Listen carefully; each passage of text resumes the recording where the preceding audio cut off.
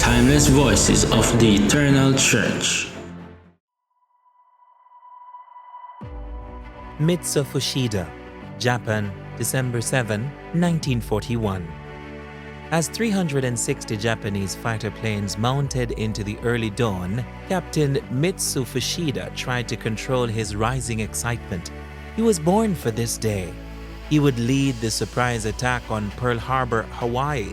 His objective, to cripple the American naval force in the Pacific.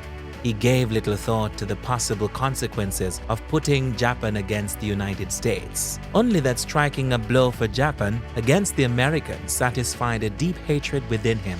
Hadn't Asian immigrants to America been harshly treated, taken advantage of? Whatever happened this day, the Americans deserved it. At 7:49 a.m., Fuchida picked up his radio mic. "All squadrons, attack!" The torpedo planes, dive bombers, and fighters dropped from the sky. For the next few hours, death and destruction rained from the sky, filling the harbor with explosions and twisted metal, raging fires and smoke, sinking ships and leaking fuel, cries of wounded and dying, and youthful bodies sinking beneath the dark water. Finally, Mitsuo Fuchida picked up his mic for one last call. "Tora, Tora, Tora! Tiger, Tiger, Tiger!" The code to his superiors for success. His chest went out when he heard the American president call it a day that will live in infamy. As the most experienced pilot in the Japanese Navy, Fuchida saw action in the Solomon Islands, Java, and the Indian Ocean. But a severe bout of appendicitis took him out of action before the Battle of Midway. Japan's defeat that day only fueled his determination to seek revenge on America. He attended a military conference in Hiroshima but was called to Tokyo the day before America dropped its atomic bomb. When Fuchida saw the devastation, he knew the inevitable: Japan would surrender. After the war, the Japanese military was disbanded. Captain Mitsuo Fuchida returned to his rural village, but his bitter arrogance drove him on a new mission to collect evidence on how Americans had treated their Japanese prisoners of war. A second day to remember. As Japanese POWs returned, Fuchida interviewed each one. To his discomfort, a strange story began to emerge as prisoners after prisoner told him about an American woman who had come to the camps bringing blankets, clothing, food, and doing many acts of kindness. Stranger still was the reason she gave when asked why. The Japanese army, she told them, had killed her missionary parents in the Philippines. "I knew what their last prayer had been before they were executed," she said.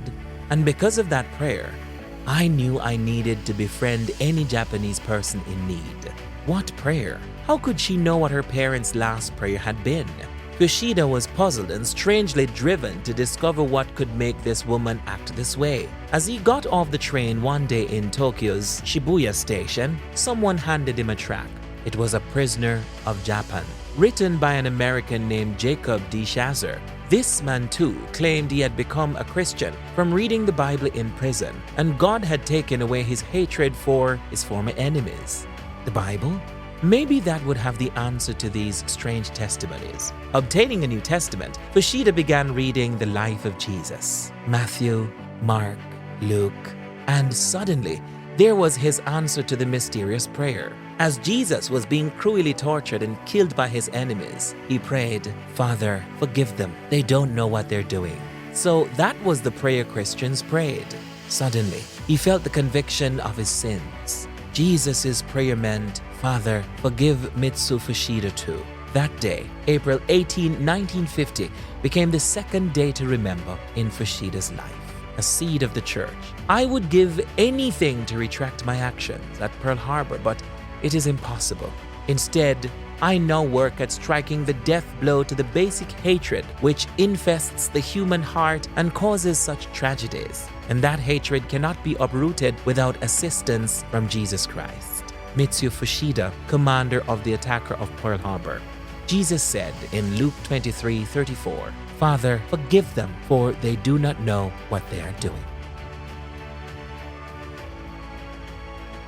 Reading from the complete book of Christian heroes, over 200 stories of courageous people who suffered for Jesus, compiled by Dave and Nita Jackson.